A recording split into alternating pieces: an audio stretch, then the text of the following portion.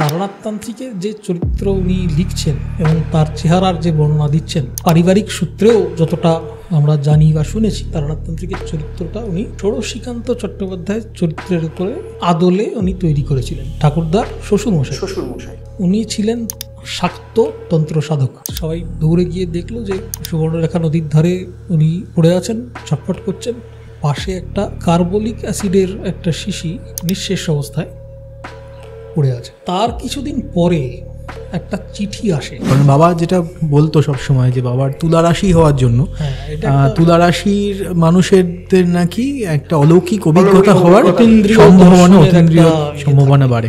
কখনো এই যে গল্পের ভাবনাগুলো তার মাথায় কিভাবে এসছে কখনো আপনাদের সাথে শেয়ার করেছে? পথের পাঁচালীও বেশ কয়েকবার লেখা হয়েছিল। পথের পাঁচালীর প্রথম যে অংশ পাণ্ডুলিপি, তার সঙ্গে তার পরের পাঠ যেগুলো, সেগুলো মেলে না। প্রথমে দুর্গা চরিত্রটি ছিল না। এরকম সময় দেখেন যে একটি শায়িত শবদেহ, কৌতূহলের বশে উনি চাদরটা নিয়ে মাথা থেকে সরান, নামিয়ে দেখেন যে মৃতদেহটি শুয়ে আছে সেটা তিনি নিজেই।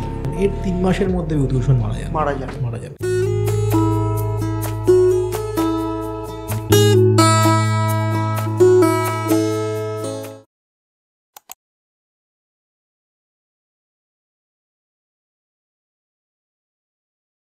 নমস্কার, দ্য দেবদত্ত শো টিডিএসে আপনাদের সবাইকে স্বাগত জানাই।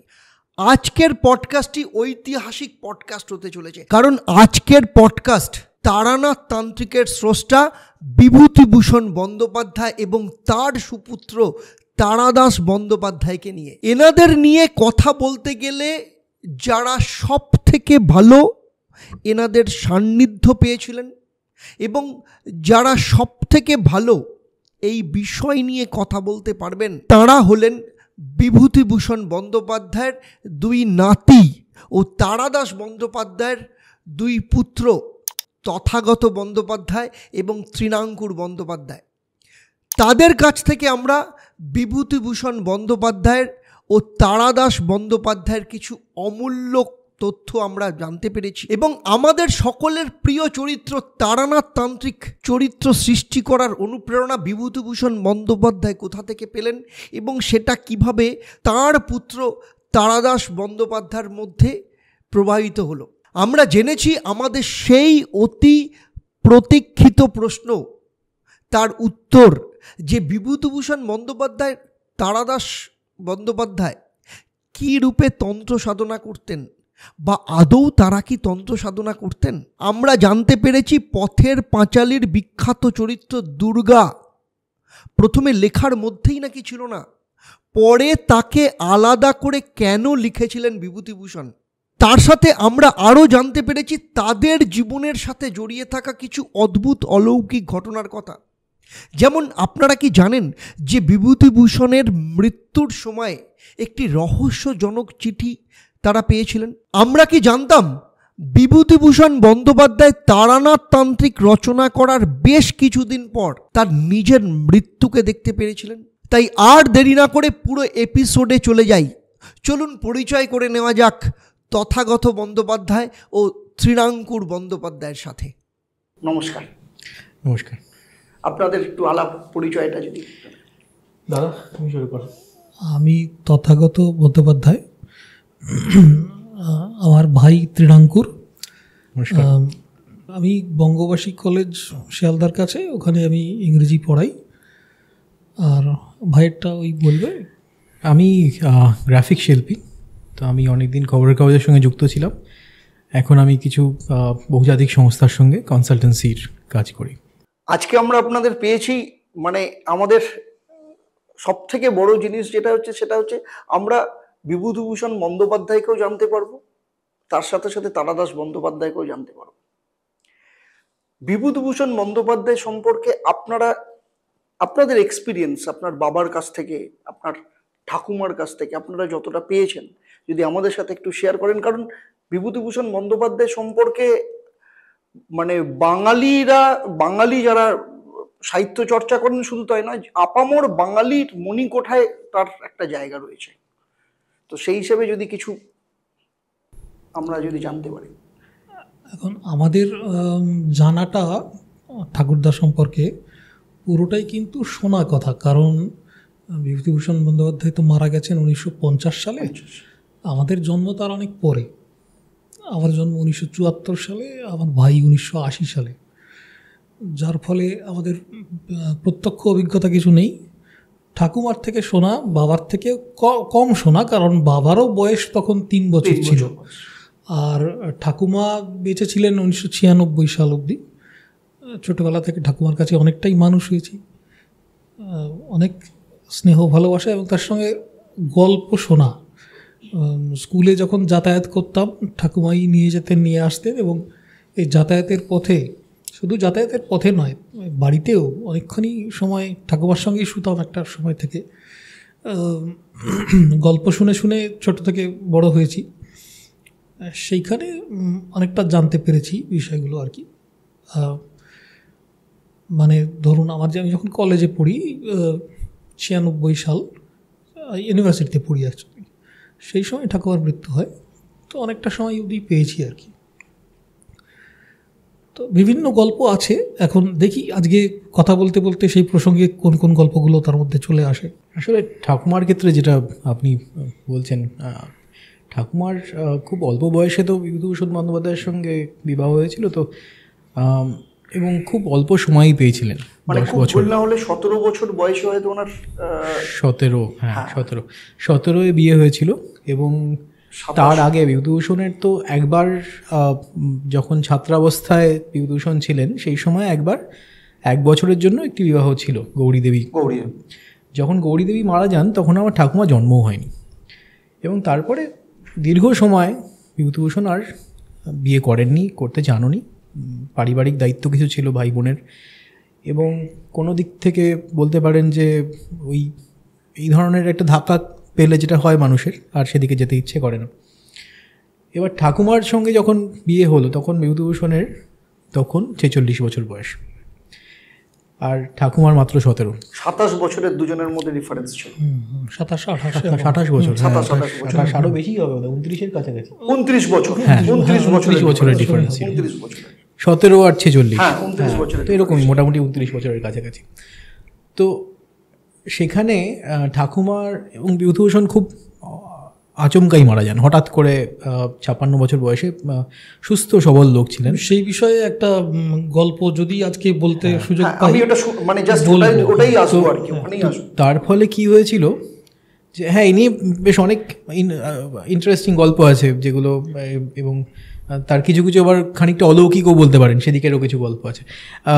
তো ঠাকুমার কাছে বিভূতিভূষণ সবসময়ই একদম বাস্তব একটি ব্যক্তি, তিনি না থাকলেও সবসময় ছিলেন। তার ফলে আমাদের পরিবারে বলতে পারেন সবসময় যেন বিভূতিভূষণের একটা তিনি যেন আছেন, মানে একটু আগে কোথাও গেছেন, এরকম হয় না যে একটু আগে একজন মানুষ কোথাও গেছেন, তিনি এই মুহূর্তে এই ঘরে নেই বটে। তো সেই তার যে আমাদের বাড়িতে একটা ধরুন নিচের ঘরে মূর্তি আছে, তারপরে সেই প্রতি সময়ই হয়তো ঠাকুমা তাকে নিয়েই কথা বলছেন, তো তার উপস্থিতি সবসময় আমরা অনুভব করতাম। সেদিক থেকে বলতে গেলে দাদা যেটা বলছিল, যে যেভাবে দাদা ছোটবেলা থেকে শুনেছে, আমরা সবাই দুজনেই শুনে বড় হয়েছি। যতটুকু আমরা জেনেছি, আপনার যিনি ঠাকুমা, অ্যাকচুয়ালি উনি বিভূতিভূষণ বন্দ্যোপাধ্যায়ের ভীষণ অনুরাগী ছিলেন, ফ্যান যেটাকে বলি, মানে আমরা তখন মানে রমা চট্টোপাধ্যায় ছিলেন। 1938 কি 39 সালের কথা। ওই তখন ঠাকুমার বাবা ষোড়শীকান্ত চট্টোপাধ্যায়, উনি এক্সাইজ ডিপার্টমেন্টে ছিলেন এবং বদলির চাকরি ছিল। তো ওই সময় দিয়ে উনি বনগাঁয় পোস্টেড ছিলেন। তো এবং ওইখানে ঠাকুমা কিন্তু ছোটোবেলা থেকেই লেখালেখি করতেন, এবং এমনও হয়েছে যে কোনো একটা ছোট পত্রিকা, তাতে বিভূতিভূষণ বন্দ্যোপাধ্যায়ের একটা গল্প ছাপা হয়েছে, আবার সেই ইস্যুতেই ঠাকুমারও একটা গল্প ছাপা হয়েছে। তখনও কিন্তু তাদের মধ্যে কোনো আলাপ নেই। বিভূতিভূষণের গল্পটার নাম হচ্ছে স্বপ্ন বাসুদেব, ঠাকুমার লেখা গল্পটার নাম স্বপ্ন। আচ্ছা। পরে ঠাকুমা ছোটোবেলা থেকেই সাহিত্য অনুরাগী, লেখালেখি করছেন, বুঝতেই পারছেন, এবং খুব প্রিয় সাহিত্যিক ছিলেন বিভূতিভূষণ। যখন উনি জানতে পারলেন যে এখন ওরা যেখানে থাকেন বনগাঁয় বাবার কর্মসূত্রে, যে তার কাছাকাছি বিখ্যাত সাহিত্যিক বিভূতিভূষণ থাকেন, তখন অটোগ্রাফ নিতে একদিন গেলেন সঙ্গে একজনকে নিয়ে। এমন দিনে গিয়ে পড়েছিলেন যে বিভূতিভূষণরা ছিলেন হচ্ছেন 5 ভাই বোন। তার মধ্যে বিভূতিভূষণের 2 বোন ছিলেন, জাহ্নবী এবং সরস্বতী। বড় বোন যিনি জাহ্নবী, তিনি মানে খুব দুঃখের একটা ঘটনা সেদিনই, যে ইছামতি নদী তো আমাদের সেই গ্রামের বাড়ির পাশ দিয়েই গেছে। তো সেই দিনই জাহ্নবী দেবী প্রায়ই ইছামতিতে স্নান করতে যেতেন। সেদিন গিয়ে আর তিনি ফেরেননি স্নানের ঘাট থেকে। এখন অনেকক্ষণ পরে যখন খোঁজাখুঁজি করছে লোকে, এবং দেখা যাচ্ছে যে গামছা টামছা সমস্ত কিছু বা সাবান টাবান তেল রাখা আছে ঘাটে, কিন্তু ওকে আর পাওয়া যায়নি। মনে করা হয় যে হয়তো বর্ষাকাল ছিল, সেই সময় ওই কামট বলে এক ধরনের জলজন্তু আছে না, এবং বর্ষাকালে ইছামতিতে অনেকটা ওই জাতীয় হবে, তারা ঢুকে আসতো ইছামতি ভেতরে কোনো অন্য জলের স্রোত বেয়ে আর কি। হয়তো ওরকম কোনো জলজন্তু তাকে টেনে নিয়ে গেছিল, তিনি আর ওঠেননি। এই ঘটনা ইছামতিতে ঘটেছে, মানে প্রায়ই ঘটতো সেই সময়। এবং সেই দিনেই, যেদিন উনি উধাও হয়ে গেছেন, সেই দিনই আমার ঠাকুমা গিয়ে উপস্থিত হয়েছেন অটোগ্রাফ সংগ্রহ করতে। সেইভাবেই ইনফ্যাক্ট এটা যে ওখানে ওদের জানাই ছিল না যে বিভূতিভূষণ বন্দ্যোপাধ্যায় বলে যে বিখ্যাত লেখক তিনি এখানেই থাকেন। বিভূতিভূষণের উপস্থিতি যে ওখানে রয়েছে সেটা জানতেই পারেন, তার কারণ ওখানে একটা ওই স্থানীয় মহিলাদের আলোচনায় তারা সবাই দুঃখ করছেন যে আহা বেচারা, বোন মারা গেল, এবার ভাই এত ভালো, সে কি করবে এবার, এই এখানে 2টি ছোট ছেলে মেয়ে তাকে রেখে, আগেই স্বামী মারা গেছিলেন বোনের, তো এখন বোনও মারা গেল, এবার 2টি ছেলে মেয়েকে নিয়ে কী করবে। এবার এটা জানতে পেরে তখন একজন লোকমুখে ওখানে, হ্যাঁ, তো সেখানে আমার ঠাকুমা উপস্থিত কোনোভাবে আর কি, বড়দের আলোচনা, সেখানে ঠাকুমার বয়স 16 কি 15, ঠাকুমা উপস্থিত। সেখানে ঠাকুমা জিজ্ঞেস করেছেন, ওর কথা প্রসঙ্গে এসছে যে ভাই শুনেছি বড় লেখকের, ওখানে তখনকার দিনের স্থানীয় মহিলাদের সেখানে তারা লেখাপড়া যে খুব করতেন তা নয়, তারা বলেছেন সে তো জানি না। তো উনি জিজ্ঞেস করেছেন না, তখন যেহেতু সাহিত্য সম্বন্ধে একটা অনুরাগ ছিল ঠাকুমার, তো তখন জিজ্ঞেসও করেছেন যে কোন লেখক, তো বলেছেন আমি জানি না, আমি জেনে বলবো। তো সেইখান থেকে আর কি জেনে টেনে, তখন ঠাকুমার মামা ছিলেন, তো তাকে বলা হয়েছে যে জেনে এসো কে এখানে সাহিত্যিক আছেন। তো তিনি এসে বলেছেন যে কি আশ্চর্য ব্যাপার, আমাদের কি অন্যায় যে আমরা জানতাম না যে এখানে পথের পাঁচালী অরণ্যকের লেখক বিভূতিভূষণ যে বনগ্রামে থাকেন, এটা কি। তো তখন ঠাকুমা অটোগ্রাফ নেওয়ার কারণটা তোমার নিশ্চয়ই মনে আছে, ছিল যে বিভূতিভূষণ আর বেশি দিন থাকবেন না, কারণ বিভূতিভূষণের বনগ্রামে আসার মূল কারণ ছিল ওখানে বোন থাকতেন, বোনকে ওখানে একটি বাড়ি ভাড়া করে রেখেছিলেন, কারণ তার স্বামী মারা গেছিল। তো এবার তাই জন্য মাঝে মাঝে কলকাতা থেকে যেতেন, কলকাতাতেই কিন্তু মূল বসবাস ছিল বিভূতিভূষণের একটা লম্বা সময় জীবনের। এবারে উনি তখন জানতে পারেন যে বিভূতিভূষণ এখন যেহেতু আর বোন নেই, এই ছেলে মেয়েগুলিকে নিয়ে সম্ভবত উনি আর এখানে আর থাকবেন না, এদেরকে নিয়ে অন্য কোথাও চলে যাবেন, হয়তো ঘাটশিলায় জানেন আপনারা যে আমাদের একটি বাড়ি আছে, তো ওখানে হয়তো চলে যাবেন। তো তখন ঠাকুমা, ওই জিনিসটা খুব অদ্ভুত যে যেদিন বোন মারা গেছেন সেদিন একটা অটোগ্রাফ নিতে যাওয়া, কিন্তু ঠাকুমা খানিকটা আর কি যে এরপরে তো আর দেখা হবে না, তখন গেছিলেন। সরি, তো সেই ভাবে আশ্চর্যভাবে, এবং যখন গেলেন তখন আর কি বলিন মুখে যিনি বোনের যে মেয়ে উমা, তো তিনি আবার পরে সাহিত্যিক শচীন্দ্রনাথ বন্দ্যোপাধ্যায়ের স্ত্রী হয়েছিলেন। তো সেই উমা দেবী দাঁড়িয়েছিলেন দরজার ধারে, তো বললেন যে আচ্ছা দেখি কাকাবাবুকে, উনি তো ঘুমোচ্ছেন একটু শুয়ে, তো গিয়ে ডেকে, তো উনি এসে কখনোই বুঝতে দিলেন না যে এরকম একটা সেই মুহূর্তে একটা ট্র্যাজেডি হয়ে গেছে পরিবারে। এবং তিনি সেই সময় ওই চিঠিতে এই খাতায়, অটোগ্রাফ খাতায় লিখে দিয়েছিলেন গতি জীবন, গতির দৈন্যই মৃত্যু। তো এবং তারপর থেকে একটা ক্রমাগত একটা পারিবারিক সম্পর্ক তৈরি হতে থাকে, কারণ মূলত সেটা তৈরি হয় প্যাকিং বাক্স নিয়ে, যে কীভাবে জিনিসপত্র তুলে তিনি নিয়ে যাবেন। বিভূতিভূষণ এই ধরনের জিনিস ভালো জানতেন না, বুঝতেন না, ওই ব্যবহারিক দিকগুলো জীবনের, জুতোর ফিতে বাঁধতে পারতেন না, হ্যাঁ, তো ব্যবহারিক দিকগুলো জানতেন না। তো তখন উনি ইনসিডেন্টালি বাবাও পারতেন না, হ্যাঁ, আমি অবশ্য পারি, আমি ফলে মানে বংশের কুলাঙ্গার বলা যেতে পারে, জুতোর ফিতে বাঁধতে পারি, এটা খুব একটা অন্যায় কাজ শেখানো হয়েছিল আমার ছোটবেলায়।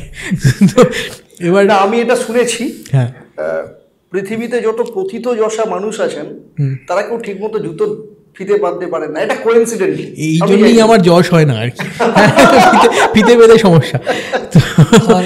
আমাকে দেখে নিশ্চয়ই বুঝতে পারছেন যে অনেক অপ্রথিত চর্চা মানুষ আছেন যারাও পারেন না। তো এবার যেটা হয়েছিল যে ওই এবার বাক্স কি করে নিয়ে যাবেন তিনি, ওই একটা পুরো সংসার না, একটা সংসার বনগায়। এবার বিভূতিভূষণ যিনি জুতোর ফিতে বাঁধতে পারেন না, দাদাকে বললেও দাদা সম্ভবত পারবে না, হ্যাঁ, এই পুরো একটা জিনিসপত্র তুলে প্যাকিং করে।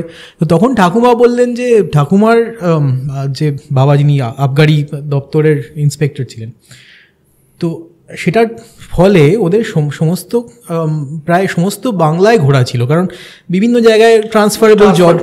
একবার এখানে যাচ্ছেন ময়মনসিংহে, একবার ময়মনসিংহেই ঠাকুমার জন্ম, তো এবার বিভিন্ন জায়গায় ঘুরেছেন। তো ঠাকুমা বলছেন এটা কোনো ব্যাপার না, আমি আমার বাবাকে বলছি, তো আমরা সব এটা তো করেই থাকি, আমরা এই বাক্স প্যাটরা বেঁধে একটা জায়গা থেকে অন্য জায়গায় যাওয়া এটা আমরা করেই থাকি, এর থেকে আলাপ। এবং তখন বললেন যে তাহলে আপনি আসুন আমাদের বাড়িতেও চা খেতে। এরকম করতে করতে একটা পরিচয়, তার থেকে আস্তে আস্তে পরিণয় প্রণয়। ঠাকুমার এই যে একটা ছোটোবেলাকার রোম্যান্স, এবং রোম্যান্সের যে একটা সময় থাকে না, জীবনের প্রথম 10 বছর লোকে বলে যে বিবাহের পরে এটা খুব রোম্যান্টিক সময়, সেই রোম্যান্টিক সময়ের শেষেই যদি সেই রোম্যান্সের নায়ক যদি হঠাৎ করে চলে যান, হ্যাঁ, তাহলে সেই রোম্যান্স বোধহয় কখনো কাটে না। এই যে ওনার হঠাৎ করে চলে যাওয়া, এটা কিভাবে, মানে এইটার একটা ওই যে বলছিলাম প্রথমে যে একটা এর ভিতরে একটা রহস্য হয়তো আছে। সেটা হচ্ছে ওই আপনি এই অনুষ্ঠানের আগে আমাকে বলছিলেন যে ধলভূমগড়ে আপনি গেছেন, ধলভূমগড়ের সঙ্গে যুক্ত এই বিষয়টা। কারণ কি ওই 1950 সালের অক্টোবর মাসের একদম শেষ দিকে, হয়তো অক্টোবরের 27 কি 28 তারিখ হবে, ওই ধলভূমগড়ের রাজবাড়িতে একটা টি পার্টিতে বিভূতিভূষণের নিমন্ত্রণ ছিল। তো ওরা গাড়ি পাঠিয়ে, বিভূতিভূষণ তখন খ্যাতির শীর্ষে এবং বাংলার সাহিত্যের জগতে অপ্রতিদ্বন্দ্বী একজন মানুষ, এবং সবাই তাকে চায় যে বড় বড় জায়গাতে তাকে নিয়ে যেতে। বিভূতিভূষণ খুব যে আগ্রহী ছিলেন এ বিষয়ে তা নয়, কিন্তু যেতে হতো বলেই হয়তো যেতেন। তো ওখানে গেছিলেন সুস্থ অবস্থাতেই, কিন্তু যাওয়ার কিছুক্ষণের মধ্যেই আবার গাড়ি তাকে ফেরত নিয়ে এলো, কারণ তিনি অসুস্থ হয়ে পড়েছেন, বমি করছেন। এবং সেই যে বাড়িতে এসে তিনি শয্যাশায়ী হলেন, তারপরে 3 দিন জীবিত ছিলেন। ওর ছোট ভাই নোটবিহারী বন্দ্যোপাধ্যায়, উনি তো ডাক্তার ছিলেন, এবং তার ডাক্তার হয়ে ওঠার পেছনে বিভূতিভূষণের বড় একটা অবদান ছিল। মানে নিজে না খেয়ে, আধপেটা খেয়েও, একবেলা খেয়েও তিনি ভাইকে কিন্তু ডাক্তারি পড়ার খরচটা উনি জুগিয়ে গেছেন। যে জন্য নোটবিহারী ওকে, মানে বাবাকে তো ছোটোবেলায় হারিয়েছেন, নোটবিহারী দাদাকেই অনেকটা বাবার স্থান দিয়েছিলেন। তো নোটবিহারী ওখানেই প্র্যাকটিস করতেন, ওই ঘাটশিলাতেই একসঙ্গে 2 ভাই অনেকটা সময় থাকতেন। নোটবিহারী ওখানেই কাছেই প্র্যাকটিস করতেন। উনি শেষ চিকিৎসাটা করেন শেষ 3 দিন ধরে, এবং সেই যে চিকিৎসার সরঞ্জাম, সেই ইঞ্জেকশনের সিরিঞ্জ, সেই স্টেথোস্কোপ, সেগুলো আমাদের বাড়িতে এখনও রাখা আছে একটা মিউজিয়ামে। সেগুলো আমাদের যদি কখনো যান দেখতে পাবেন। তো তারপরে ওই 1 নভেম্বর 1950 সালে রাত্রির 8টা বেজে কয়েক মিনিটে বিভূতিভূষণের মৃত্যু হয়। এবং এইটার পরে কলকাতার যারা সাহিত্যিক মহলের কেউ তাদের নাম না করাই ভালো, কেউ নোটবিহারীকে বলেছিলেন যে, মানে অনেকে আছেন না যে মানুষকে একটু ব্যথা দিতে পছন্দ করেন, তাদের মধ্যে কেউ বলেছিলেন যে শেষ চিকিৎসাটা নিজের হাতে রাখলে হয়তো কলকাতা যদি নিয়ে আসতে পারতে, অন্তত নিদেন পক্ষে জামশেদপুরে যদি নিয়ে যেতে, একটা হসপিটালে ভর্তি করলে হয়তো তোমার দাদা বেঁচে যেতেন। এইখান থেকে নোটবিহারীর একটা ডিপ্রেশন তৈরি হয় এবং একটা অপরাধ বোধ, সত্যি কি তাহলে দাদাকে আমি মেরে ফেললাম, যে দাদাকে আমি বাবার মতো শ্রদ্ধা করতাম, যিনি আমাকে ডাক্তার করেছেন, দাঁড় করিয়েছেন। এবং 8 নভেম্বর বোধহয় দুপুরের দিকে তিনি তো চেম্বারে বেরিয়ে গেছেন বা কোথায় গেছেন বাড়ির লোক জানে না। এখন একটি সাঁওতাল ছেলে সে এসে হঠাৎ করে বলল যে তাড়াতাড়ি নদীর ধারে যা, তোদের বাবু পড়ে কেমন করছে। সবাই দৌড়ে গিয়ে দেখলো যে সুবর্ণরেখা নদীর ধারে উনি পড়ে আছেন, ছটফট করছেন। পাশে একটা কার্বলিক অ্যাসিডের একটা শিশি নিঃশেষ অবস্থায় পড়ে আছে। সঙ্গে সঙ্গে হসপিটাল ডাক্তার ব্যবস্থা করা হল, স্টামাক পাম্প করা হয়েছিল, কিছু করা যায়নি, ভেতরটা পুরো ঝাঁঝরা হয়ে গেছিলো 1 বোতল কার্বলিক অ্যাসিড খেলে।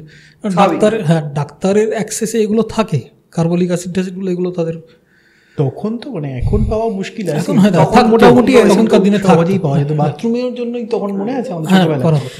কার্বলিক অ্যাসিডটা আপনি এমনিতেই বাথরুম পরিষ্কার করার জন্যই পেতেন, গ্রামের দিকে কার্বলিক অ্যাসিড সম্পর্কে সাপের জন্য। এখন যেমন আপনি অ্যাসিড কিনতে পারবেন না বাজারে, মানে এখন একদমই বেআইনি হয়ে গেছে। তখন কিন্তু আমাদের ছোটবেলায় খুব রেগুলারলি আমাদের বাড়িতেই ছিল মনে আছে বাথরুম পরিষ্কার করার জন্য, অন্য কিছু দিয়ে হতো না। তো এইবারে এই 7 দিনের মধ্যে 2 ভাইয়ের পরপর মৃত্যু এবং 2জন বিধবা সৃষ্টি হলেন। এবং ঠাকুমার তো সন্তান, ঠাকুমার আগে 2 সন্তান হয়েও তারা বাঁচেনি, মানে বাবার 2 দিদি, তারা কেউই জীবিত, মানে একজন মৃত অবস্থাতেই জন্মগ্রহণ করেছিল, একজন জন্মগ্রহণের কয়েকদিন পরে মারা যান। বাবা অ্যাকচুয়ালি 3য় সন্তান, কিন্তু জীবিত একজনই। আর ছোট ঠাকুমা মানে নোটবিহারীর স্ত্রী যমুনা বন্দ্যোপাধ্যায়, ওদের কোনো সন্তান ছিল না, যার ফলে 2জন বিধবা এবং বাবার বয়স তখন 3 বছর, একটি এরকম শিশু। তো এই অবস্থায় তারা মানে বুঝতে পারছেন কী অবস্থা। তখনও মানে বিভূতিভূষণের শ্রাদ্ধও তখনও হয়নি, মানে 2 ভাইয়ের শ্রাদ্ধ পরপর ঘটে গেল। এবং তারপরে একা তো এই 2জন বিধবা একটি শিশু সন্তানকে নিয়ে কি করে ঘাটশিলায় থাকবেন। তারা বাংলায় ফিরে এলেন এবং ঠাকুমা এলেন ব্যারাকপুরে। তখন তার বাবা ষোড়শীকান্ত রিটায়ারমেন্টের পরে ব্যারাকপুরে লাস্ট পোস্টিং ছিল, ওখানেই তিনি, আমাদের ব্যারাকপুরে বসবাসের সূত্রপাত ওইখান থেকে, ষোড়শীকান্তের লাস্ট পোস্টিং এই আর কি। আর ছোট ঠাকুমা তিনি চলে গেলেন ভাটপাড়ায় নিজের বাপের বাড়িতে। এখন তার কিছুদিন পরে একটা চিঠি আসে, সেটা হচ্ছে ঘাটশিলা থানার ওসি লিখছেন যে ঠাকুমাকে অ্যাড্রেস করে, যে এই ঘটনা যখন ঘটে যায়, আমাদের বিখ্যাত সাহিত্যিকের যখন মৃত্যু হয়, সেই সময় আমি ঘাটশিলায় অনুপস্থিত ছিলাম, একটা কর্মসূত্রে অন্য জায়গায় গেছিলাম।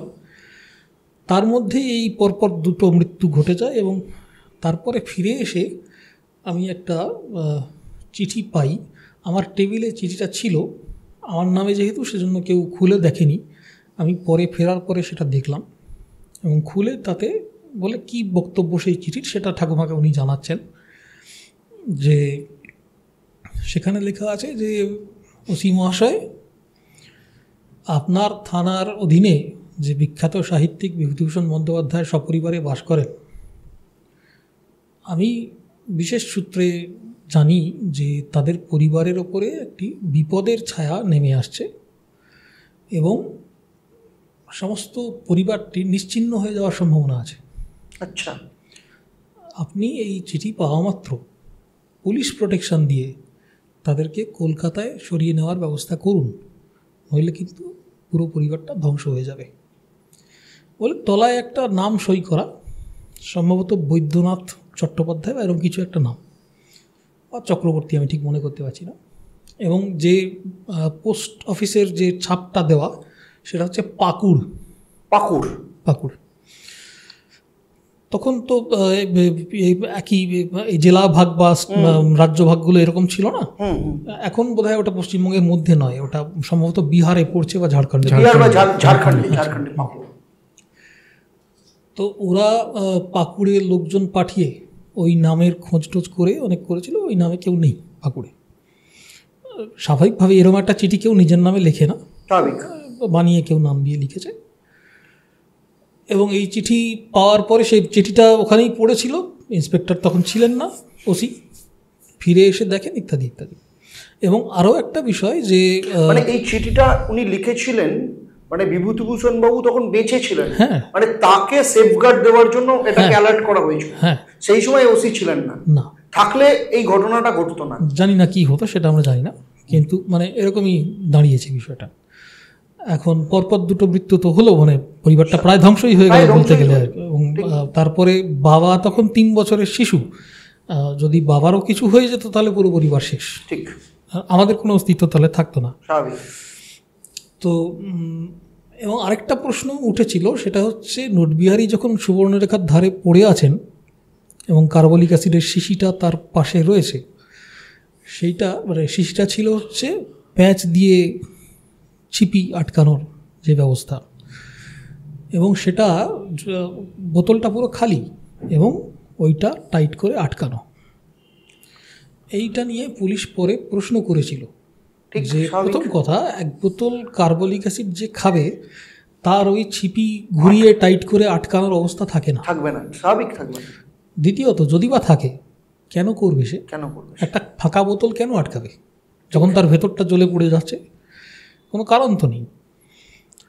এই নিয়ে পরবর্তীকালে কিছু চিঠি চাপাটি কিছু তদন্ত হয়েছিল, কোনো কিনারা হয়নি।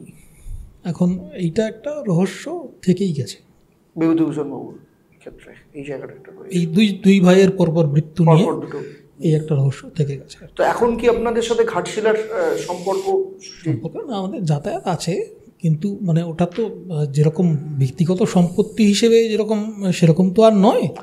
ওই জায়গাটাতে না, সরকারি না, ওটা সম্পত্তি হিসেবে আমাদেরই আছে। কিন্তু মানে যে কোনো মানুষের একটা বাড়ির যেরকম ব্যক্তিগত সম্পত্তি বলে যেভাবে তারা ভোগ দখল করেন, সেটা তো আমাদের পক্ষে সম্ভব নয়, কারণ সেটা একটা স্মৃতিচিহ্ন। এবং ওখানে একটা মিউজিয়াম, ওখানে একটা ছোট লাইব্রেরি, ওখানে একটা পড়াশোনার ব্যবস্থা বাচ্চাদের এরকম ধরনের করা হয়েছে, এবং তার রক্ষণাবেক্ষণ স্থানীয় মানুষেরাই করেন মূলত। এবং বাড়িটা অনেক দিন জবরদখল হয়েছিল। 1950 সালে যখন এরা বাড়িটা ছেড়ে দিয়ে চলে আসেন, কিছুই নিয়ে আসতে পারেননি, শুধু কিছু বইপত্র নিয়ে এসেছিলেন, কারণ ওগুলোই ছিল বিভূতিভূষণের সবচেয়ে প্রিয় জিনিস। আর দরজা জানলা খুলে রেখেই প্রায় চলে এসেছিলেন। তো কোনো একটা ঝড়ের রাতে একটি পরিবার, তারা প্রায় উদ্বাস্তু অবস্থা, তারা ওই বারান্দায় আশ্রয় নিয়েছিল।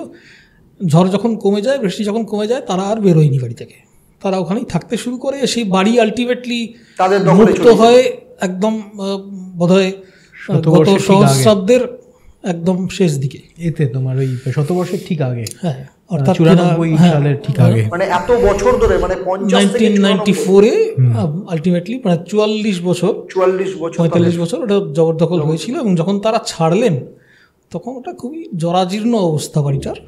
এবং সেটা আমাদের এখানে বসে আছি আমরা, ঠাকুমা তখন অসুস্থ। ঠাকুমা 96 সালে, ঠাকুমার আলসাইমার্স ডিজিজে ঠাকুমার শেষ পর্যন্ত মৃত্যু হয়েছিল। তখন ঠাকুমার যে চিকিৎসা চলতো সেটা বিপুল খরচ সাপেক্ষ, আমাদের সেটা করতেই হতো বাধ্য হয়ে। এবার এইখানে বসে, ব্যারাকপুরে বসে ঠাকুমার চিকিৎসা করে ঘাটশিলায় একটা বাড়ি মেনটেন করা, সেটাকে রেনোভেট করে আবার করা, এটা আমাদের পক্ষে সম্ভব হয়নি তখন।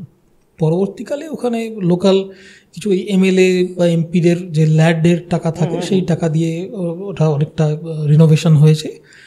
এখন স্থানীয় মানুষরাই অনেকটা সেটা রক্ষণাবেক্ষণ করে। আমরা যাই, কোনো অফার আসেনি না, কোনোদিন কোনো অফার, মানে এটা তো বিহারের কোনো সরকার থেকেই কোনো অফার, বিহারের আন্ডারে তো ওটা না,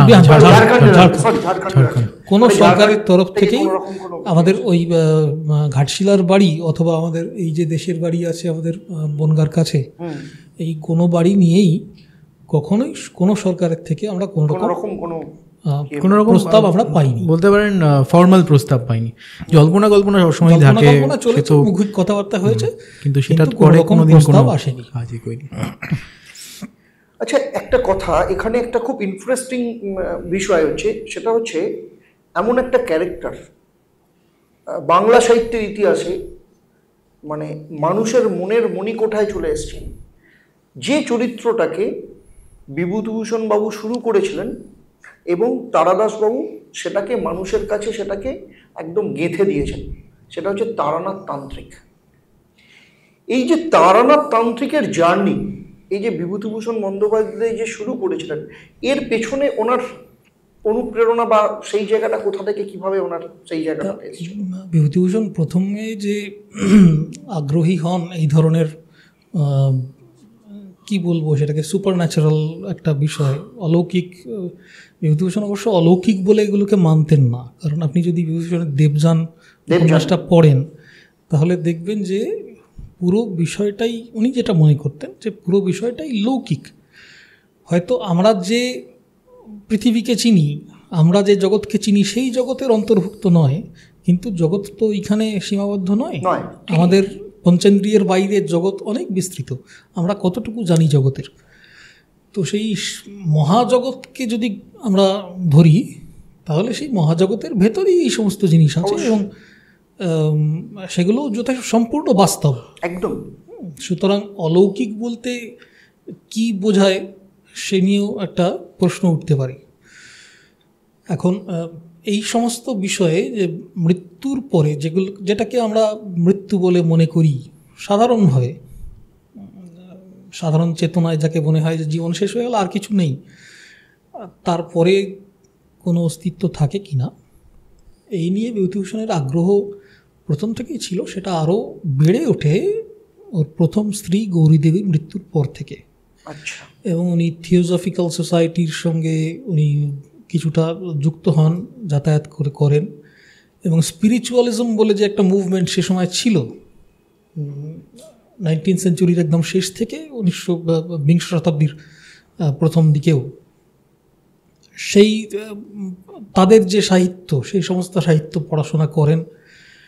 এই দেবযান বইতে আপনি এর পাবেন এবং হয়তো সেখান থেকেই জানি না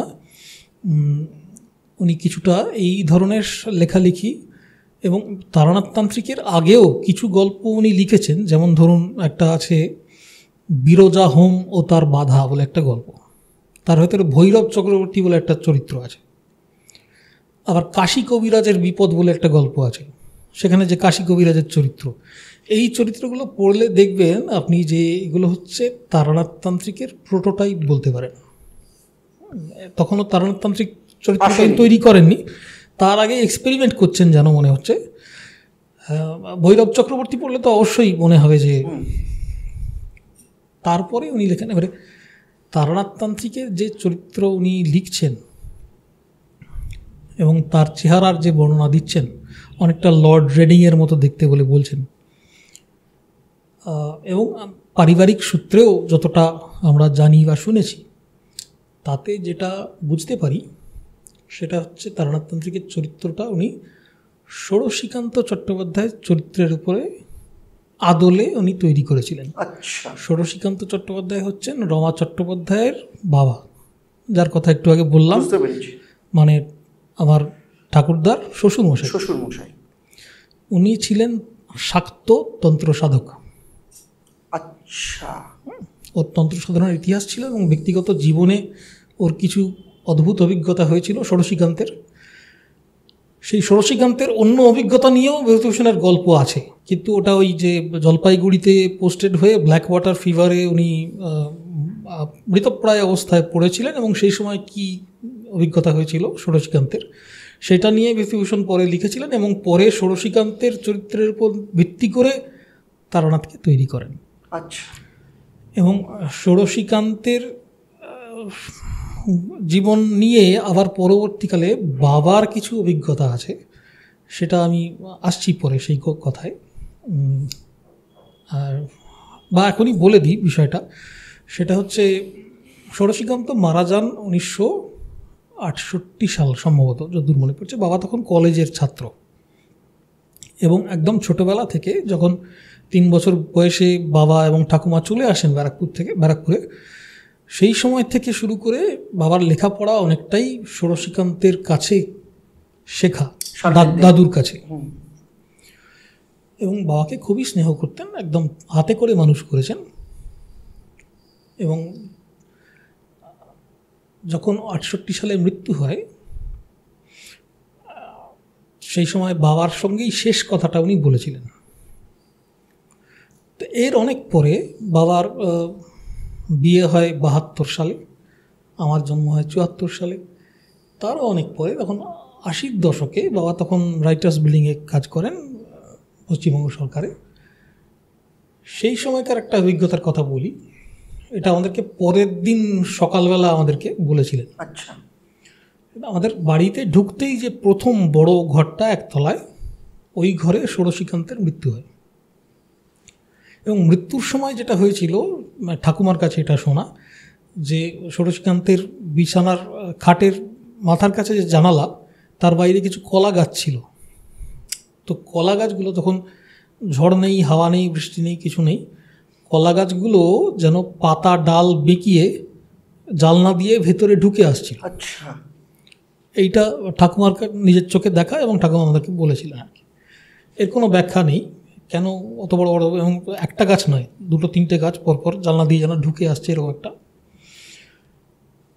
তো তার অনেক পরে এই 80-র দশকে যে ঘটনাটা ঘটলো সেটা হচ্ছে, বাবা একদিন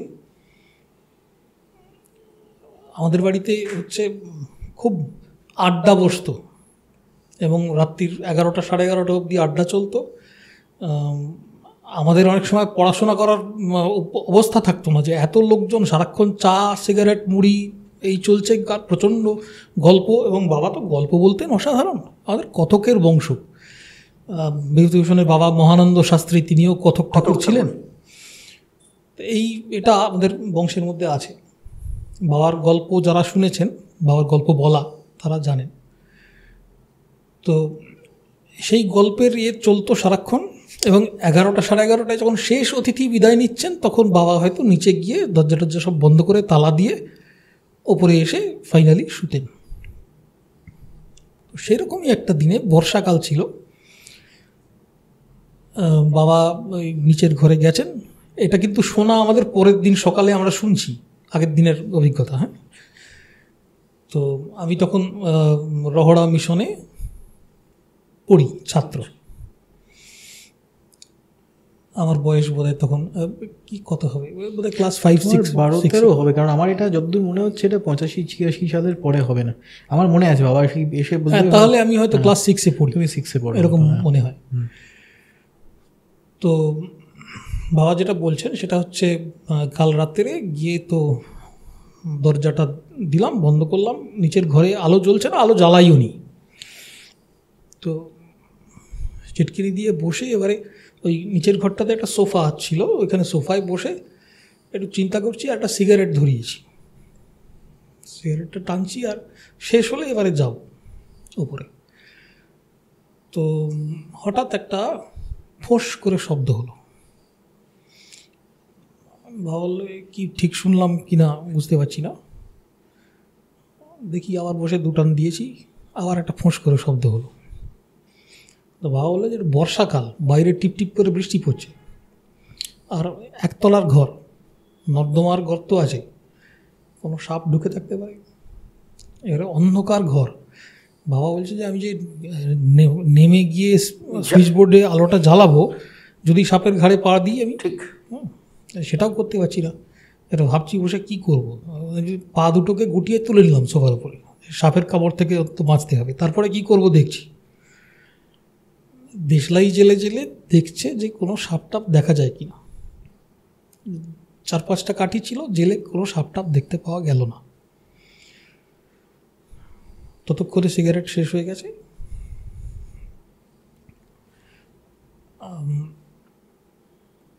শব্দটা কিন্তু চলছে।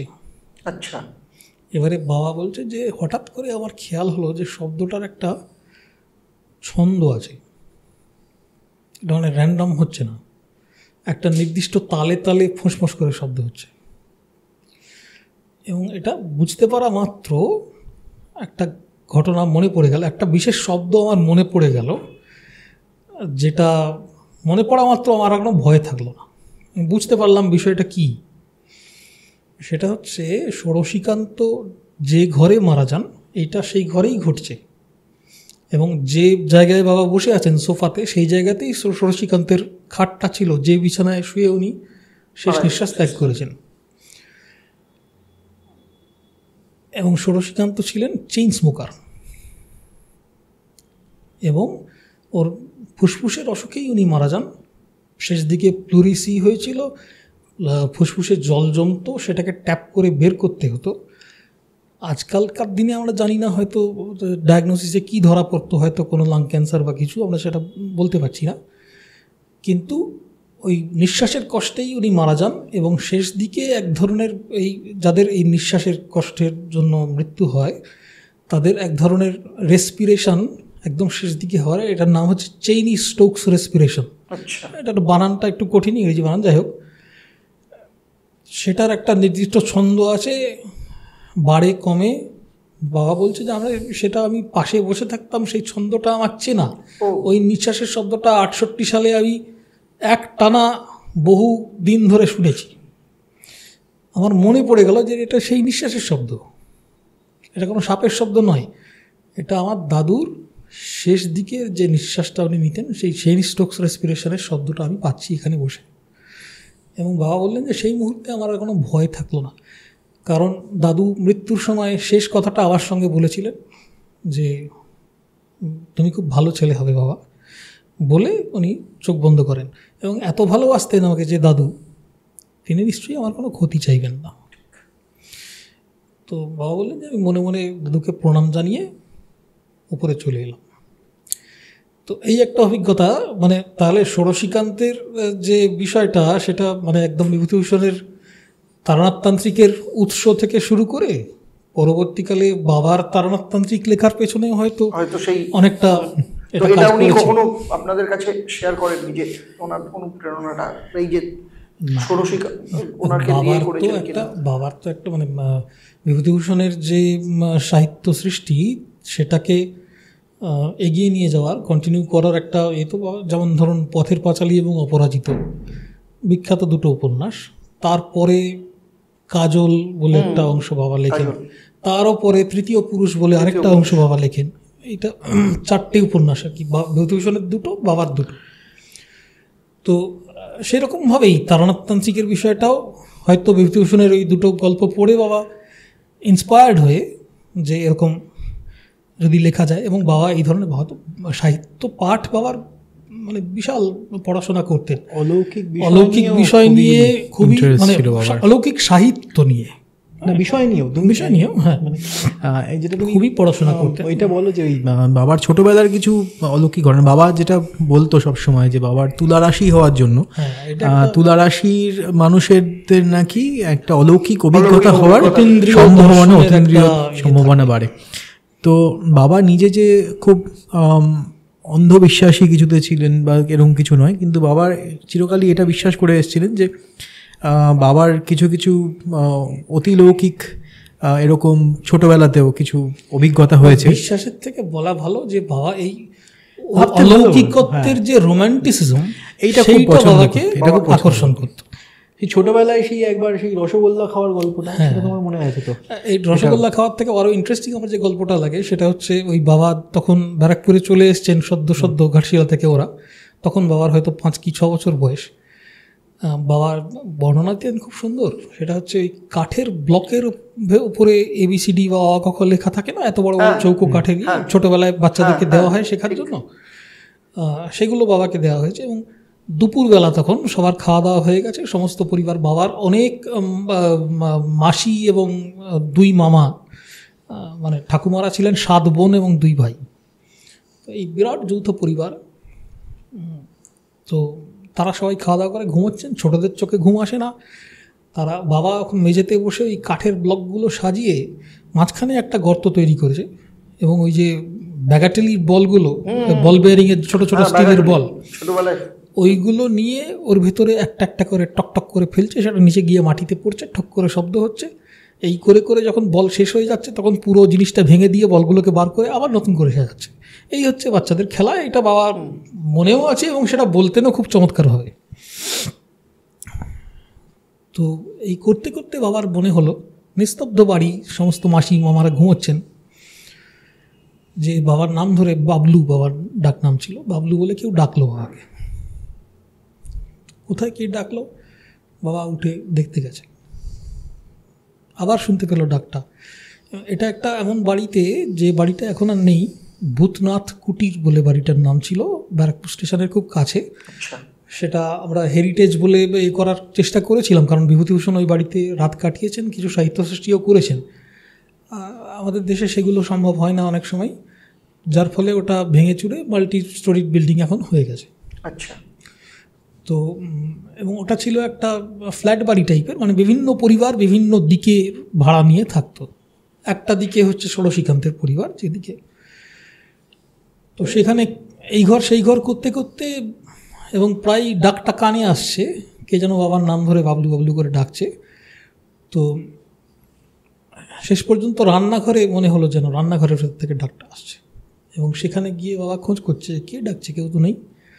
আবার ডাকটা খুব কাছ থেকেই শোনা গেল এবারে, এবং দেখা গেল বাবা যে সমস্ত যৌথ পরিবারের বিরাট রান্না বান্না হয়ে গেছে, উনুন নিভে গেছে, উনুনের ভেতরে ছাই পড়ে আছে, পোড়া কয়লার টুকরো, ঠান্ডা হয়ে গেছে, ছাইয়ের ভেতর থেকে কেউ বাবাকে ডাকছে। বাবলু বলে, এমন বাবা উঁকি মেরে দেখতে গেল, ভেতর থেকে একবার ডাকটাও এলো। বাবার একবার মনেও হলো যে ঢুকে যাই না কি করি, তারপরে আর একটু বোধহয় ভয় পেয়ে পিছিয়ে এসে গিয়ে ঠাকুমার কাছে শুয়ে পড়লেন আর কি। এখন এই অভিজ্ঞতাগুলো, এই ধরনের কিছু বিচিত্র বলবো না, অলৌকিক বলবো না, কি বলবো জানি না, এই ধরনের অভিজ্ঞতা বাবার বেশ কিছু ছিল এবং মনেও থাকতো এবং সেগুলো বলতেনও খুব চমৎকারভাবে। তো এইগুলো হয়তো এই সমস্ত অলৌকিকত্বের ভেতরে যে একটা রোমাঞ্চ আছে, রোম্যান্টিসিজম আছে, সেইটা বাবাকে খুব আকর্ষণ করতো। হয়তো সেটাই বাবার এই তারানাথতান্ত্রিকের চরিত্র নিয়ে আরও লেখালেখি করতে থাকার যে ইচ্ছে, এই চরিত্রটাকে আরও বাড়িয়ে নিয়ে যাওয়ার, তার উৎস হয়তো সেখানেই। এই যে তারানাথ তান্ত্রিকের যখনই কোনো গল্প শুরু হচ্ছে তারানাথ তান্ত্রিকের, তখন দুটো ক্যারেক্টার আসছে যারা কিশোরী এবং আমি, হ্যাঁ, দুজনে তার সাথে কথা বলতে চাইছে।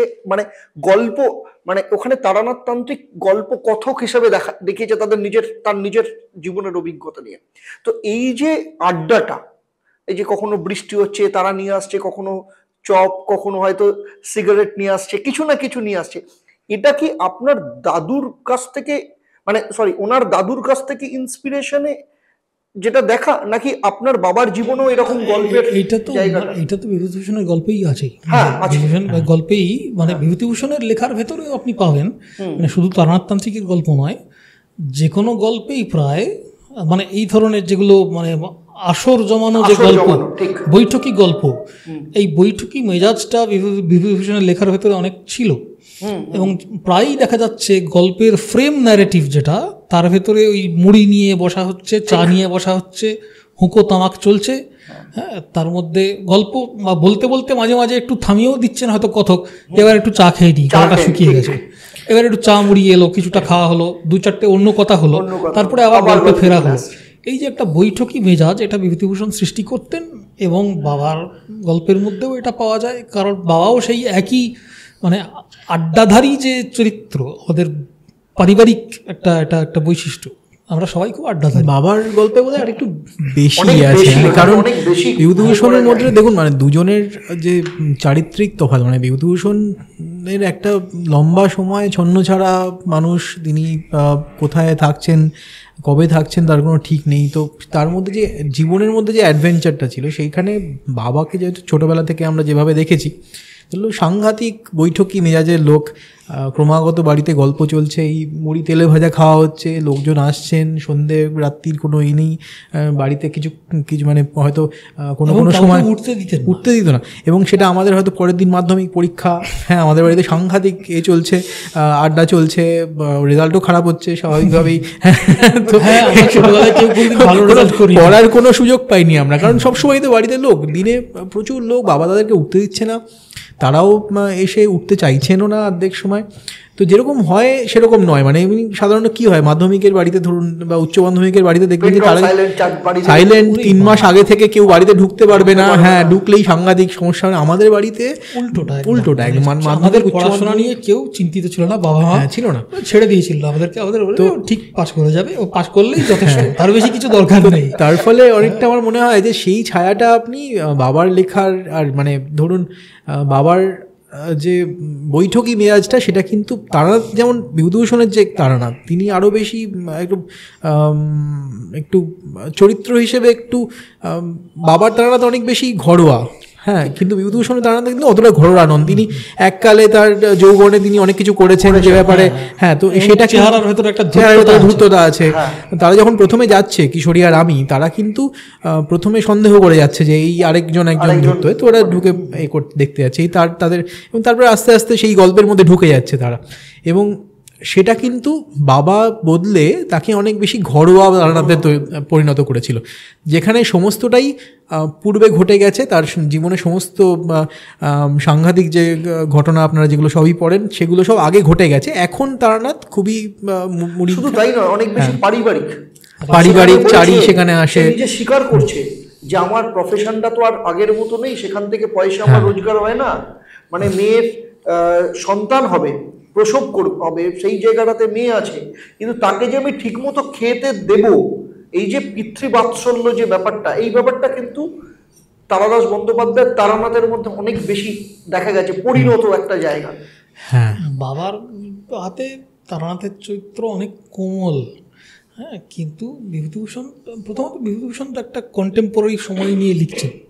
উনি 1900 মানে দ্বিতীয় বিশ্বযুদ্ধ তখন লাগছে এরকম একটা অবস্থা, মানে 1939-40 এরকম সময় ধরেছেন উনি গল্পটাকে, সেটিংটা এই সময় লিখছেনও হয়তো সেই কাছাকাছি সময়তেই। কিন্তু বাবা লিখছেন কবে? বাবা লিখছেন 8-এর দশকে, মানে 40 বছর আগেকার কথা লিখছেন।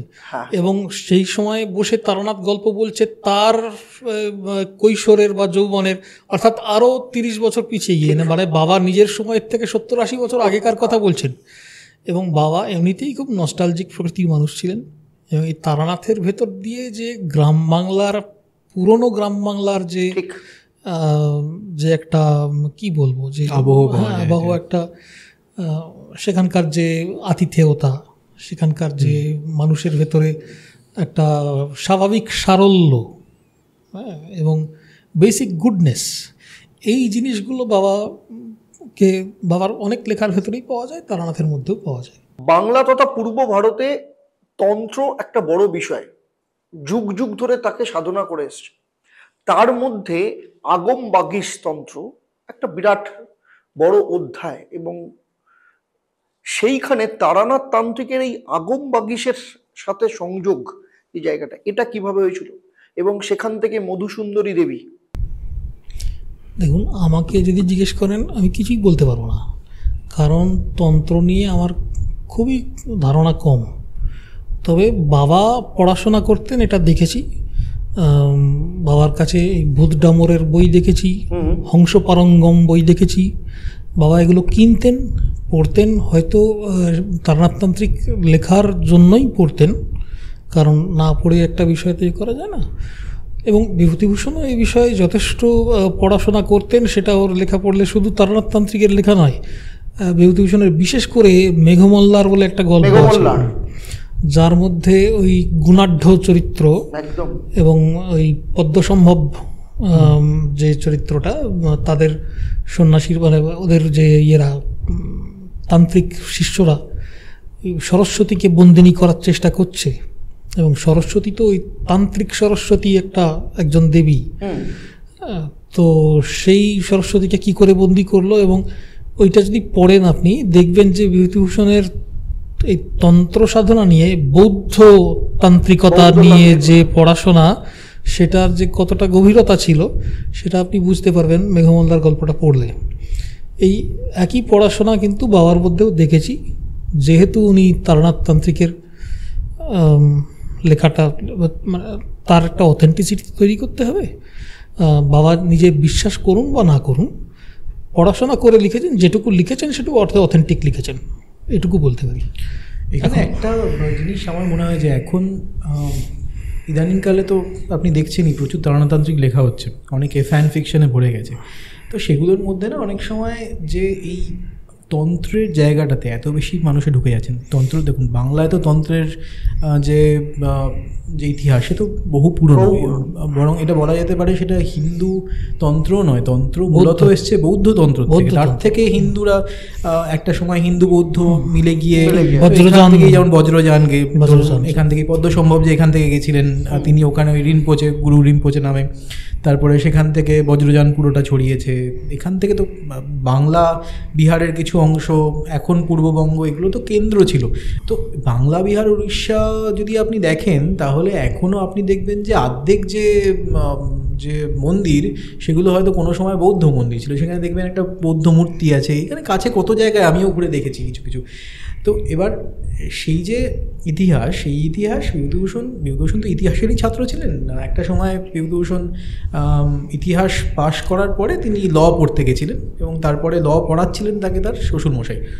কিন্তু গৌরীদেবী মারা যাওয়ার পরে, মানে প্রথমা স্ত্রী, তখন এই জিনিসটা এগোয় না। ওকেও তখন সংসারের এতে নিজের পড়াশোনা ছেড়ে স্কুলের চাকরি নিতে হয়। কলেরার মহামারীতে মৃত্যু হয়েছিল গৌরীদেবী এবং তার মা দুজনেই মারা গেছিলেন।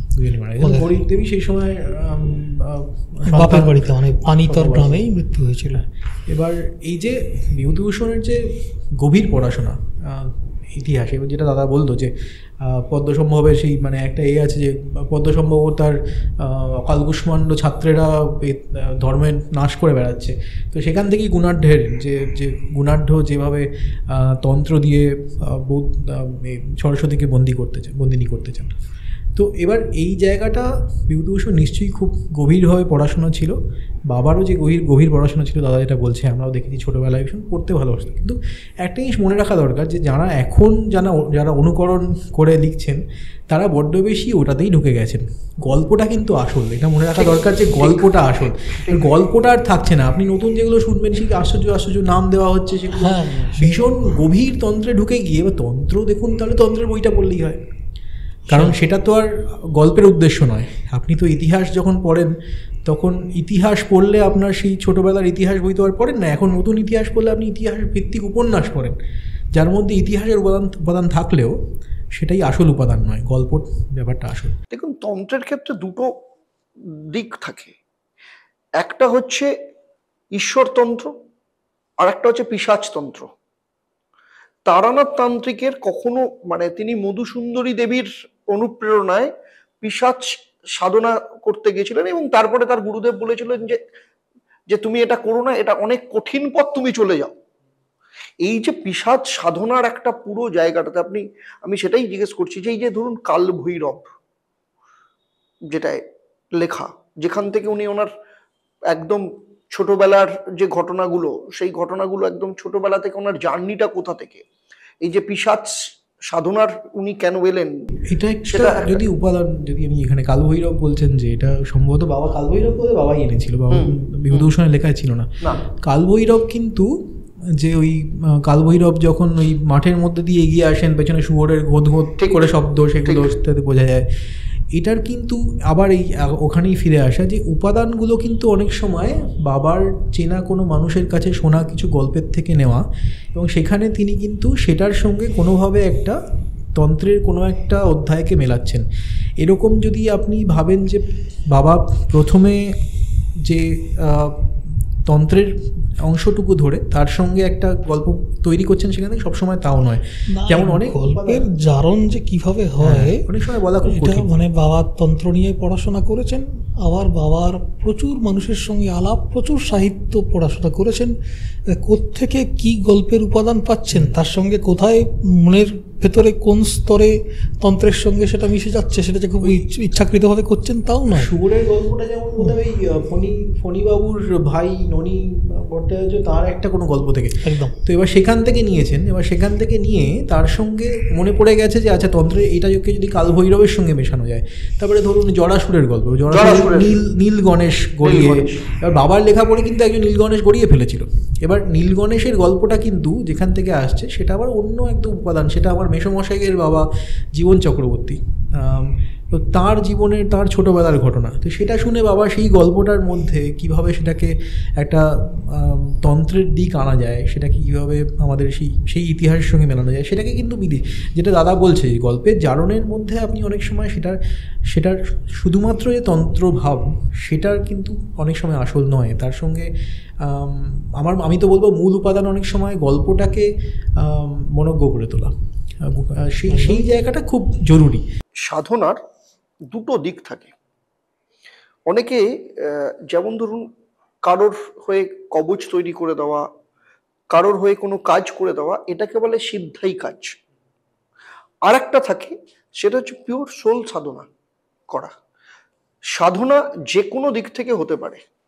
আজকে যে সাহিত্যের সাধনা করে, সাহিত্য নিয়ে চর্চা করে, তে সাহিত্যের সাধনা করে। আজকে সেদিক থেকে দেখতে গেলে কিন্তু আপনারা মানে এই জায়গাটাকে কিভাবে ব্যাখ্যা করবেন যে আপনার বাবার ক্ষেত্রেও কি সেই জায়গাটাতে তার নিজস্ব সাধনার যে জায়গাটা অবশ্যই সেটা সাহিত্য সাধক তো নিশ্চয়ই ছিলেন, এই বিষয়ে কোনো সন্দেহ নেই, সাহিত্য সাধক তো বলাই যেতে পারে। এবং সেই যে বিপুল জায়গাটা পড়াশোনা করতেন, নিজের লেখালেখি পছন্দ করতেন, এবং যেহেতু কথকতার বংশ আমাদের, গল্প ন্যারেটিভ তৈরি করতে পছন্দ করতেন। কখনো এই যে গল্পের ভাবনাগুলো তার মাথায় কিভাবে এসছে কখনো আপনাদের সাথে শেয়ার করেছেন? না, সে তো আমাদের সামনেই হচ্ছিল, মানে আমরা যখন বাবা এগুলো লিখছেন তখন আমরা সবসময় সামনেই দেখছি। বাবার একটা অদ্ভুত ক্ষমতা ছিল, যেটা আশ্চর্যজনকভাবে আমার মনে হয় না আর খুব বেশি মানুষ এভাবে লিখতে পারেন। সেটা হলো বাবা না একটানা লিখে যেতে পারতেন, কাটাকুটি ছাড়া নির্ভুলভাবে, ছাপার অক্ষরের মতো। এবার সেটা আমি খুব আর কেউ ওভাবে লিখেছেন বলে আমার মনে হয় না। তো বাবা হয়তো স্মৃতিশক্তি খুব ভালো ছিল বলে একসঙ্গে পুরো গল্পটাকে দেখতে পেতেন, এবং যখন একবার লিখতে শুরু করতেন সেই লেখাটা একবারে যেখান থেকে শুরু হচ্ছে একবারে শেষ পর্যন্ত টানা লিখে সেটাকে শেষ করতেন। এবার এই যে কাটাকুটি ছাড়া একদম মানে ছাপার অক্ষরের মতো লিখে যাওয়া, এটা খুব রেয়ার। তো এটা আমি খুব একটা জানি না এরকম হয় কিনা। অনেকেই আছেন, যেমন বিভূতিভূষণের ক্ষেত্রে যদি আপনি দেখেন, বিভূতিভূষণের লেখায় বিপুল কাটাকুটি, প্রচুর রিভিশন, তিনি বারবার দেখছেন, বারবার কাটছেন, অংশ বাদ দিয়ে দিচ্ছেন। পথের পাঁচালী যদি আপনি দেখেন, পাণ্ডুলিপি থেকে উদ্ধার করে ফাইনাল ছাপার বই অবধি যাওয়া একটা দুরূহ বিষয়। এটা কিন্তু মানে যারা করেছেন তারা জানেন। পথের পাঁচালী আপনি হয়তো জানেন না, পথের পাঁচালীও বেশ কয়েকবার লেখা হয়েছিল। পথের পাঁচালীর প্রথম যে অংশ পাণ্ডুলিপি, তার সঙ্গে তার পরের পাঠ যেগুলো সেগুলো মেলে না। পথের পাঁচালীর প্রথমে দুর্গা চরিত্রটিই ছিল না, দুর্গা চরিত্র ছাড়া অনেক দূর লেখার পরে তিনি একবার পাতায় প্রায় 60 পাতা মতো পরে হয়েছিল, যখন ওই হীরক জয়ন্তী সংস্করণ বেরোয় ওই সাইজের পাতায় 60 পাতা মতো দেখা গেল সেই অংশটা বাতিল পরে, যে সেই অংশের মধ্যে দুর্গা নেই, এবং সেটা চলিত ভাষায় লেখা ছিল। পরে সাধু ভাষায় আবার নতুন করে শুরু করেন। এবার এটা উনি করেছিলেন একদিন ভাগলপুরে তখন থাকতেন। তো ভাগলপুরের যে একটি কাছারিতে, জমিদার বাড়ি, জমিদারের কাছারিতে তখন কাজ করতেন অ্যাসিস্ট্যান্ট ম্যানেজার হয়ে, এবং সেখানে ওই জঙ্গলমহলের কিছু জমি জমা সেগুলোর বন্টনের ব্যবস্থার দায়িত্বে ছিলেন।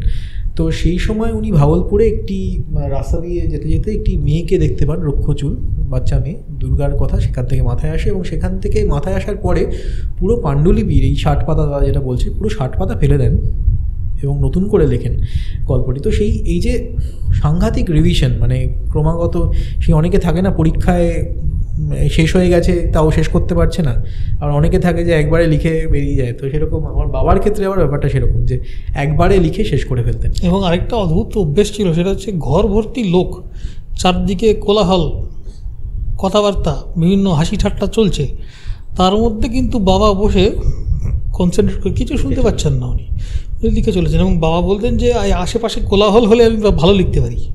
আচ্ছা, হ্যাঁ, আমি তো পারি না, আমার তো একটুখানি শব্দ হলেই আমার কনসেন্ট্রেশন চলে যায়।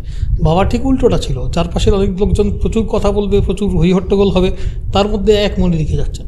তো আপনার যে প্রশ্নটা যে কীভাবে গল্পগুলো এলো, যেটা দাদা বলছিল যে গল্পের কাহিনী জারণ কীভাবে হয়, এটা বলা খুব কঠিন। কিন্তু এর মধ্যে কিছু, যদি আপনি কিছু উপাদানকে আলাদা করে দেখতে চান, তাহলে এক তো অবশ্যই যেটা আপনি বললেন যে তন্ত্র নিয়ে পড়াশোনা। এবার সাধনা, যদি আপনি সাহিত্যর সাধনাকে সাধনা বলে দেখতে চান, অবশ্যই সেটা। 3 হলো যে মানুষের সঙ্গে কথা বলে তাদের গল্পগুলোকে নিজের মতো করে সেটাকে নিজের চিন্তার মিশিয়ে সেটাকে উপস্থাপনা করা। তার সঙ্গে সঙ্গে এটাও যে বিশ্ব সাহিত্যের প্রতি যে আগ্রহ, মানে বাবার লেখার কিন্তু মধ্যে যে লেখাগুলো পড়ছেন সেগুলো যদিও মৌলিক, কিন্তু বাবার লেখার পড়ার যে পড়াশোনার পরিধি সেটা বিপুল ছিল। সেটা কিন্তু দাদার মধ্যেও আছে, মানে দাদা বিপুল পরিমাণে পড়াশোনা, এবং তার সঙ্গে এই যে অলৌকিক বিষয় নিয়ে পড়াশুনো, লেখা। এবং এটা যেটা দাদা প্রথমেই বলছিল আপনাকে, যে বিভূতিভূষণেরও একটা জীবনের প্রথম দিকে যখন গৌরীদেবী মারা যান, প্রথম স্ত্রী, তখন এই থিওসফি নিয়ে যে চর্চা, তখন সেই সময় মাদাম ব্লাভাৎস্কি বলে খুব বিখ্যাত মহিলা ছিলেন, তিনি তখন খুব নাম করেছিলেন। ওই সেই আপনি জানেন কিনা জানি না, একটোপ্লাজম বলে একটি যে জিনিস হয়, যে মানে ওই আশ্চর্য সমস্ত জিনিস বেরোয় আর কি হাত মুখ নাক থেকে। তো সেগুলোকে মনে করা হয় আত্মার একটা আত্মিক বিচ্ছুরণ বলতে পারেন এটা। একটোপ্লাজম বলে আসলে কিছু নেই, আসলে কিছু নেই, পরবর্তীকালে সেগুলোকে আবার এও করা হয়েছিল। তো এই যে সেগুলো নিয়ে ওর খুব আগ্রহ ছিল। এবার সেটা নিয়ে আবার অনেকে বলেছেন যে বিভূতিবাবু বোধহয় থিওসফির দিকে বেশি ঝুঁকে গেছেন। সেটা নিয়েও বিভূতিভূষণ নিজে বলেছেন যে এটার প্রতি আমার যে আগ্রহ, সেটা অনেক সময় অনেকে বুঝতে পারেন না। সেই আগ্রহটি, এবং সেটা আমার মনে হয় বাবার ক্ষেত্রেও তাই, সেই আগ্রহটি অনেক সময় আসতো কাহিনীগুলোর যে মাহাত্ম্য তার দিক থেকে। শুধুমাত্র সবসময় যে তিনি সেটাকে সম্পূর্ণভাবে সাধনার দিক থেকে আসছেন সেটা সবসময় নয়। এটার মানে এই নয় যে তারা সেগুলোকে অস্বীকার করছেন। এটার মানে এই যে তিনি একজন যেরকমভাবে একজন সাহিত্যিক একটি বিষয়কে নিয়ে চর্চা করেন, বিশ্বাসের বাইরে জিনিস, এটা কাহিনী সৃষ্টি করার তাগিদ, এটা অন্য জিনিস। তো বাবার খুবই ঘনিষ্ঠ এক বন্ধু। তিনি তার যখন মধুচন্দ্র নেওয়ার জন্য তিনি পাহাড়ে বেড়াতে যাচ্ছিলেন, মাঝ রাস্তায় বাবা তো মহাকরণে চাকরি করতেন একটা সময়, তো ওখানকারই বাবার সহকর্মী ছিলেন। তো যাই হোক, এটা তার বাবার সঙ্গে আলাপ হওয়ার আগে, তার চাকরির শুরুর দিকে, তার বিবাহের পরে তিনি দিল্লিতে একটা, আপনি জানেন বঙ্গভবন বলে একটি বাড়ি আছে, বঙ্গভবনের আগে একটি বাড়ি ছিল, এখন তো খুব আধুনিক একটা বিল্ডিং তৈরি হয়েছে। তো আগে যে বাড়িটি ছিল সেটা একটা পুরনো বঙ্গভবন। সেখানে একটা শোনা যেত যে সেখানে ভূত আছে।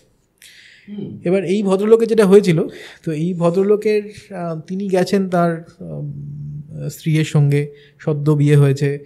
ইনি আবার এই খুব মোটা ফ্রেমের, মোটা চশমার কাঁচ ছিল। এতটা বললে না, এখন আর অনেক সময়, এখন আবৃত্তি লোকে কম শুনে আজকাল, বা সবাই আবৃত্তি করে, ফলে খুব বলা মুশকিল। হ্যাঁ, এখন সবই আবৃত্তি। তো এখন তো এবার উনি চশমা ছাড়া প্রায় দেখতেই পেতেন না, ঝাপসা দেখতেন। তো বঙ্গভবনের একটা সমস্যা ছিল যে সেই সময়কার বঙ্গভবনে যেখানে মানুষেরা থাকতেন, যেখানে থাকতে দেওয়া হতো, তার থেকে যেখানে অ্যাটেন্ডেন্টরা থাকেন সেটা অনেক দূর, মানে এইসব দূরে দূরে ঘরে, পুরনো বাড়ির মতো আর কি, যে সেখানে কোনো ওইরকমভাবে কোনো ছিঁড়িছাদ নেই। এটা এখনকার যেরকম হোটেলের মতো করে সমস্ত ঘর, আপনি একটা রেস্টুরেন্ট করে খাওয়ার, আপনি গেছেনও তো নিশ্চয়ই। তো এবার সেরকম ছিল না, এটা একটা পুরনো বাড়ি, যেরকম গেস্ট হাউস হতো, সেই তালা লাগিয়ে চলে যায়।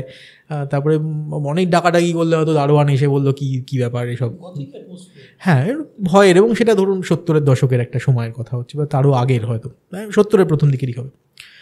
তো এবার বঙ্গভবনের ওই ভদ্রলোক তার স্ত্রীকে নিয়ে শুয়ে পড়েছেন। হঠাৎ কি একটা মনে হলো যে কি যেন একটা, মানে কিছু নড়ছে ঘরের মধ্যে। তো হ্যাঁ, জলের কল খুলে গেছে বা কিছু। তো উনি জেগে উঠলেন, উঠে দেখলেন যে একটা কিছু আবছা মতো কেউ, স্ত্রী, পাশ দিয়ে ঘুরে, খাটের পাশ দিয়ে ঘুরে বাথরুমের দিকে চলে গেল।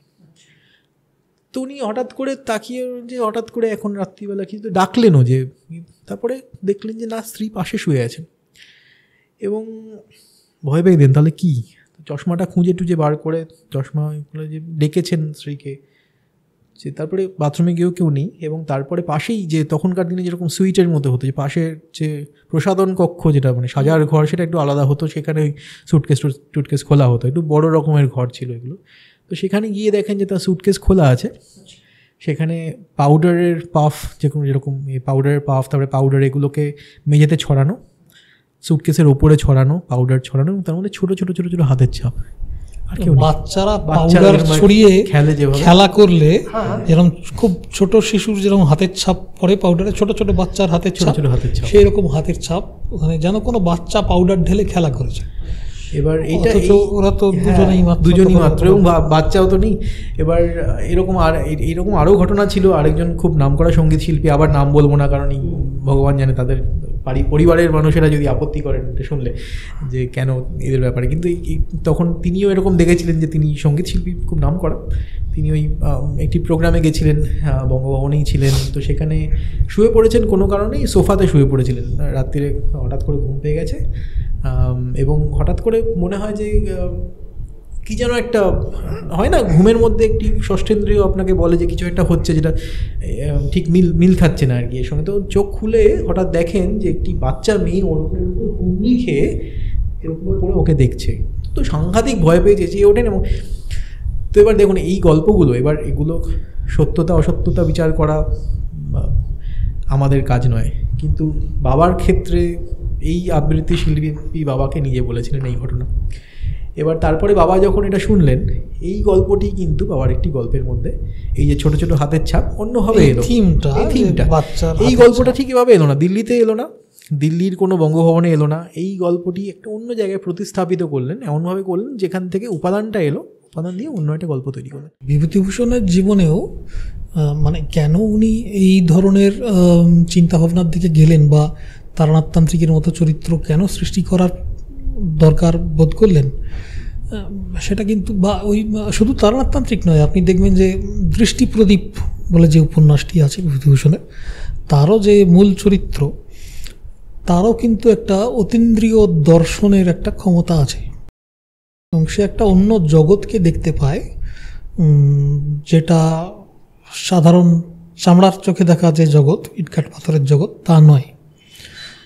এবং আজকালকার বিজ্ঞান দিয়ে আপনি যে একদম আধুনিক, আজকে যে ফিজিক্স ঘটছে, আজকে যে কেমিস্ট্রির চর্চা হচ্ছে, তার মধ্যেও আপনি যদি খোঁজ খবর রাখেন তাহলে দেখতে পাবেন যে যত মানুষের বিজ্ঞান, যত ফিজিক্স এবং যত কেমিস্ট্রি, এই পুরোটা যতটা বিজ্ঞান আমরা এখনও জানতে পেরেছি, সেটা হচ্ছে এই মহাবিশ্বের সমস্ত বস্তু, যতটা বস্তু আছে বলে মনে করা হয় বা যতটা বস্তু থাকলে সমস্ত ঘূর্ণন চলন এগুলোকে ব্যাখ্যা করা যায় যেভাবে মাধ্যাকর্ষণের সমস্ত নিয়ম দিয়ে, তাতে দেখা যাচ্ছে যে 6% of the total matter of the universe, সেটা আমাদের এই এখনকার যে বিজ্ঞানে আমরা ধরতে পেরেছি। মানে নর্মাল ম্যাটার, যে বস্তু আমাদের ধরাছোঁয়ার মধ্যে, ইটকাট পাথর রক্ত মাংসের যে জগৎ, আর বাকি 94% সেটাকে, সেই সম্পর্কে আমরা কিছুই জানি না। সেগুলোকে দুটো নাম দিয়েছেন, ডার্ক ম্যাটার আর ডার্ক এনার্জি। অর্থাৎ মহাবিশ্বের অতি সামান্য ক্ষুদ্র একটা ভগ্নাংশ আমরা এখনো অবধি টের পেয়েছি, বাকিটা আমাদের ধরাছোঁয়া চিন্তারও বাইরে, সেখানে কি আছে আমরা জানি না।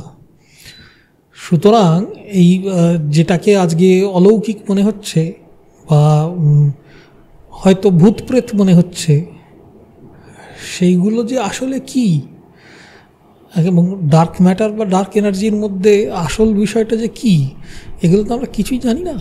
এ নিয়ে কোনো কথা বলা মুশকিল, যে বিশ্বাস অবিশ্বাস এই জায়গাগুলোতে আসতেই পারছি না এখন, কোনো রকম শেষ কথা বলার মানে ধারে কাছেও আমরা নেই। এবং এই বিষয়ে বিভূতিভূষণের চিন্তাভাবনা অনেকটা এরকমই ছিল, এবং ওর নিজের জীবনেও কিছু অভিজ্ঞতা ছিল। যেমন একটা বলছি আমি, যে উনি খুব ছোটোবেলায় যখন গ্রামের বাড়িতে থাকতেন, যখন তার বাবা তখনও জীবিত, কাছাকাছি একটা স্কুলে পড়তেন, পাঠশালা প্রথমে, তারপরে বনগাঁ হাই স্কুল ইত্যাদি। সেই সময় থেকে উনি পরে ঠাকুমাকে এই গল্প করেছিলেন আর কি, যে খুব ছোটোবেলা থেকে একটা স্বপ্ন উনি প্রায়ই দেখতেন। সেই স্বপ্নটা হচ্ছে, হ্যাঁ এটা তো ধরুন বিভূতিভূষণের জন্ম হচ্ছে 1894 সালে। এবারে বিভূতিভূষণের ছোটবেলা বলতে তাহলে আমি বলতে পারি যে ওই 19বিংশ শতকের একদম শেষ দিক, অথবা বিংশ শতকের প্রথম দশকটা, মানে প্রথম দশক, 1910 প্রথম বিশ্বযুদ্ধেরও আগে। এবং এটা মনে রাখতে হবে যে ঘটনাটা ঘটছে গ্রামের কাছে একটি ক্ষুদ্র একটি চালকি বারাকপুর নামের একটি গ্রামে, যেখানে কোনো রকম বাইরের কোনো আলো প্রবেশ করে না প্রায়। এবং ইলেকট্রিসিটি তো তখন পরে এসছে। আমার বাবাও ছোটোবেলায়, আমার বাবার ছোটোবেলায়, বাবার 47 সালে জন্ম, ব্যারাকপুরে বাবা বলে, যে বাবা বোধহয় ক্লাস 8-8 যখন পড়ে, তখন বোধহয় ইলেকট্রিসিটি প্রথম এলো, 7-8 যখন পড়ে। তার আগে কিন্তু পাখা তো অনেক পরে। তো এই আলো বাবা তার আগে ইলেকট্রিসিটি আলো এবার দেখেনি। এবং ওই অপুর যে চরিত্র, অপরাজিত উপন্যাসে দেখা যাচ্ছে যে কলকাতায় গিয়ে সে কলকাতার বেশবাড়িতে প্রথম সুইচটা দেখছে, পাখা দেখছে, আলো দেখছে, এগুলো প্রথম দেখছে। অর্থাৎ গ্রামের দিকে এইসবগুলো কোনো ধারণাই নেই কারোর। তো সেই অবস্থায় বিভূতিভূষণ যখন হয়তো 5 বছর বয়স, 6 বছর বয়স, সেই সময় থেকে বা তারও আগের থেকে উনি একটা স্বপ্ন প্রায়ই দেখতেন।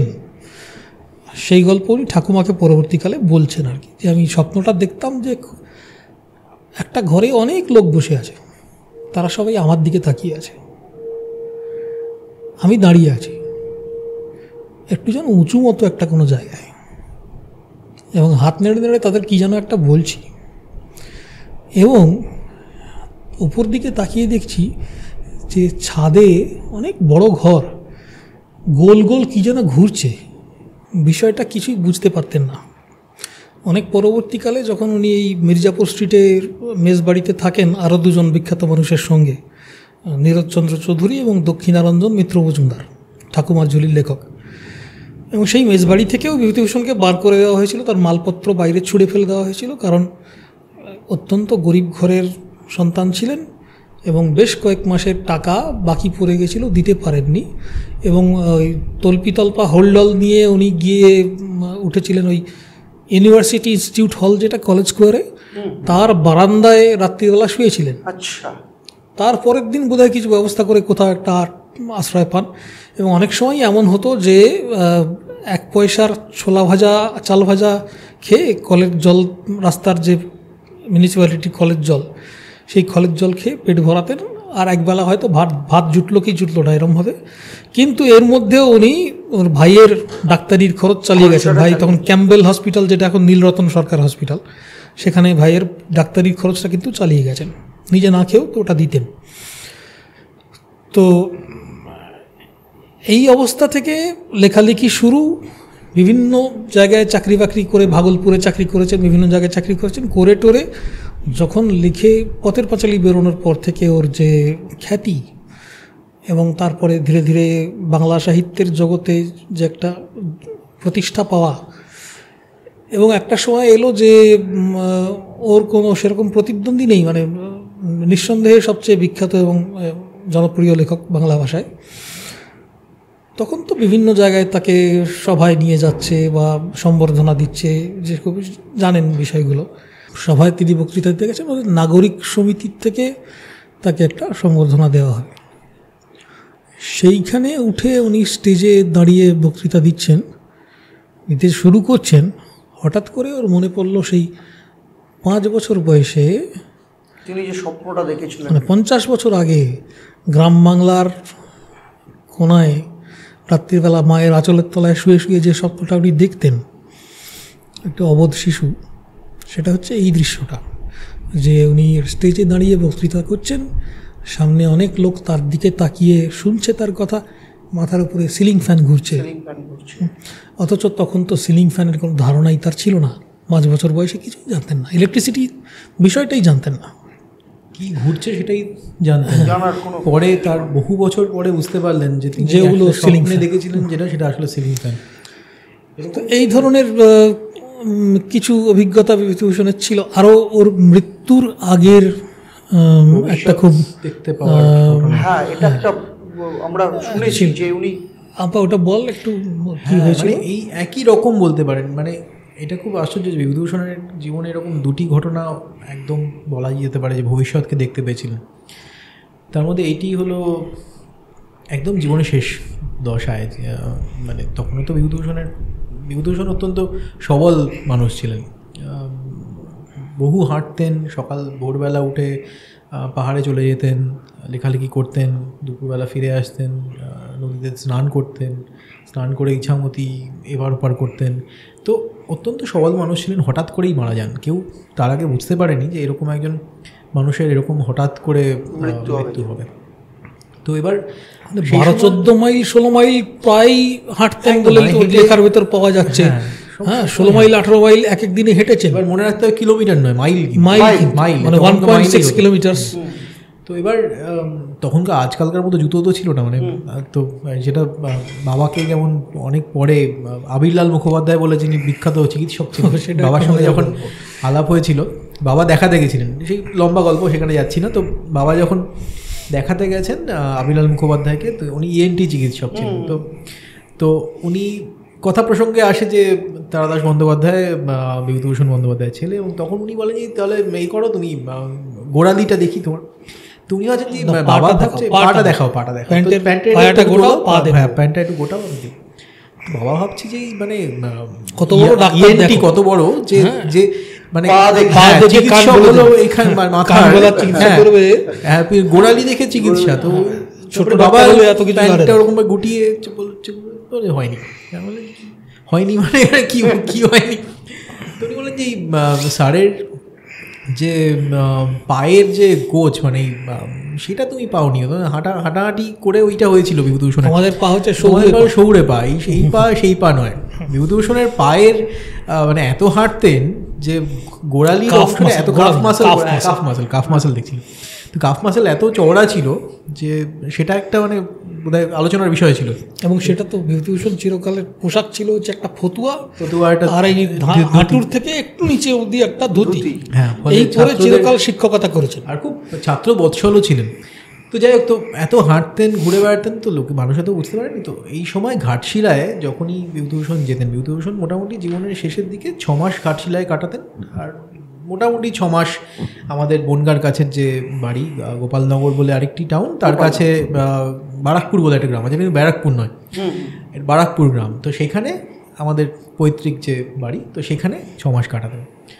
তো এই যখন 6 মাস ঘাটশিলায় থাকতেন, তো ঘাটশিলায় বহু মানুষের সমাগম হতো, বিশেষ করে যে তখনকার দিনের যে নামকরা সাহিত্যিক তারা ওখানে যেতেন, কারণ বিভূতিভূষণের টানেই কিছুটা যেতেন। ওই সময় সেই সময় আরও কিছু শিল্পী সাহিত্যিক ওই সময় থাকতেন, কিন্তু সবচেয়ে বড় নাম বোধহয় সেই সময় বিভূতিভূষণই। তার টানে সবাই গিয়ে খানিকটা হাজির হতেন।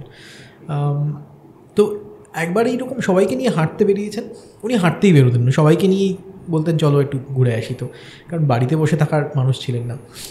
তো একবার ওরকম সবাইকে নিয়ে হাঁটতে বেরিয়েছেন। তো ফিরতে ফিরতে একটু সন্ধ্যা মতো হয়েছে। তো ঘাটশিলার অঞ্চল তো আপনি জানেনই, একটু উঁচু নিচু টিলা, একটু সবসময় মানে একদম সমতল তো নয়, উঁচু নিচু। তো এবার হাঁটতে হাঁটতে সন্ধ্যা হয়ে আসছে, এরকম সময় একটু উপরে এই সময় কিন্তু সঙ্গে বেশ কিছু পরিচিত মানুষ, গজেন্দ্র কুমার মিত্র ইত্যাদি ছিলেন, যারা পরে বলেছিলেন এটা এরকম একটা ঘটনা ঘটেছিল, তারা জানিয়েছিলেন। তারা দূর থেকে দেখেছিলেন, তারা কিন্তু জাননি পুরো ঘটনাটা, তারা জানেন। সমুদ্রনাথ ঘোষ ছিলেন। তো ওরা সবাই হাঁটছিলেন, কিন্তু এইরকম সময় একটা একটু উঁচু ঢিবি মতো একটা জায়গা, যেরকম হয় আর কি, ওখানকার তো সমতল নয়, উঁচু নিচু টিলা নয়, একটু উঁচু ঢিবি মতো একটা জায়গা। সেখানে দেখেন দূর থেকে যে, এবং আলো আধারি খানিকটা অন্ধকারও ঘনিয়ে এসছে সন্ধ্যার মুখে, ওরকম সময় দেখেন যে একটি শায়িত শবদেহ রাখা আছে, এবং কেউ নেই আশেপাশে। মাথার কাছে একটি কুপি চলছে, তেলের কুপি, যেরকম রাস্তা থেকে দেখতে পান যে জঙ্গলের ভিতরে কোথাও একটা আলো জ্বলছে, প্রদীপ বা কিছু। সেটা দেখে একটি ওইরকম আলো দেখে এগিয়ে যান, এবং তারপরে বাকিদের বলেন যে তোমরা একটু দাঁড়াও, আমি দেখে আসি। কারণ যেরকম আমাদের আছে না যে দেহ ছেড়ে যেতে নেই, দেহকে একজন ছুঁয়ে বসে থাকতে হয়, সেরকম সাঁওতালদের ওই এলাকার যে মানুষ, তাদেরও দেহ রেখে যাওয়া ওরকমভাবে আলাদা, মানে একদম ছেড়ে চলে যাওয়ার এরকম কোনো রীতি নেই।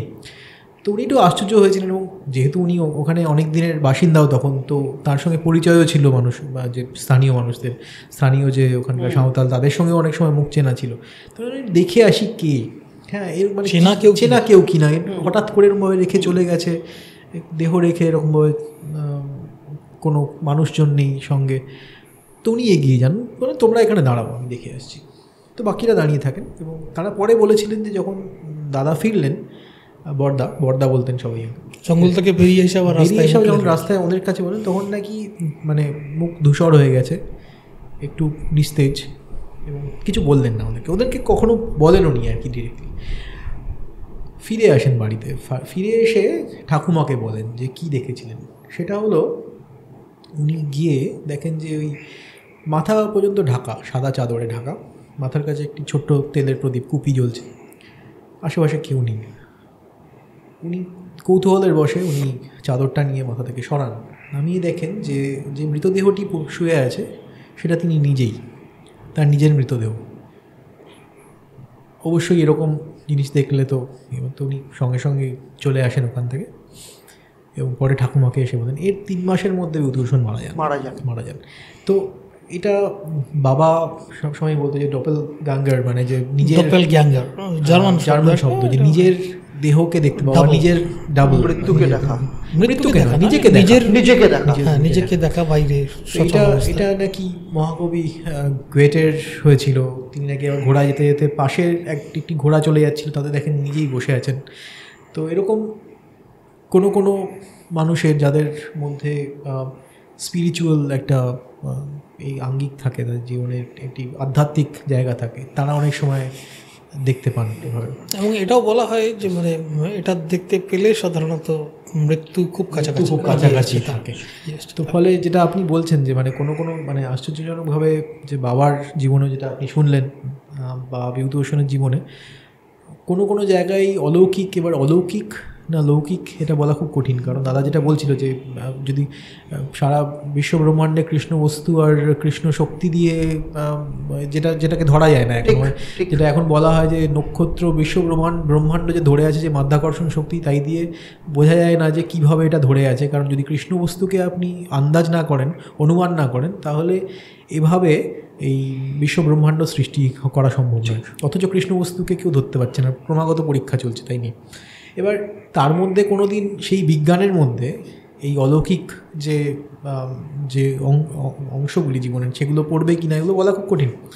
কারণ বিজ্ঞানকে যদি আমরা অতিরিক্ত এরকমভাবে দৃঢ়ভাবে এরকমভাবে ধরি যে এইগুলো সবই অবৈজ্ঞানিক, তাহলে সেটা হয়তো খুব একটা বৈজ্ঞানিক নয় ঠিক দেখতে গেলে। তো আমার মনে হয় যে আরও অনেক গল্প আছে, বাবারও গল্পও আছে, বিভূতিভূষণের গল্প আরও অনেক বলার মতো আছে, কিন্তু একদিনে একটা অনুষ্ঠানে সেটা আমাদের খুব ভালো লাগলো এইটাই যে দর্শকদেরও অবভিয়াসলি এটা ভীষণ ভালো লাগবে যে আপনাদের দুজনকে পেয়েছি, মানে আমরা বিভূতিভূষণ বন্দ্যোপাধ্যায়কে পেয়েছি, তারাদাস বন্দ্যোপাধ্যায়কে পেয়েছি, অতটা নয়, যাই হোক। হ্যাঁ সেটাই, মানে আপনাদের মধ্য দিয়ে তাদেরকে দেখা একটা জায়গাতে আমাদেরও খুব ভালো লাগলো এরকম ভাবে গল্প বলতে পেরে, তো ভালো লাগলো। এটাই আশা করব আপনাদের পরবর্তী ক্ষেত্র আবার পাবো। অনেক ভালো লাগলো। অবশ্যই আমাদেরও আপনাদের প্রতি ধন্যবাদ যে আপনারা এরকম একটা পরিকল্পনা করেছেন, এরকম একটা আলোচনা করছেন, যেটা সত্যিই খুব ভালো লাগছে আমাদেরও। নমস্কার। নমস্কার, খুব ভালো লাগলো।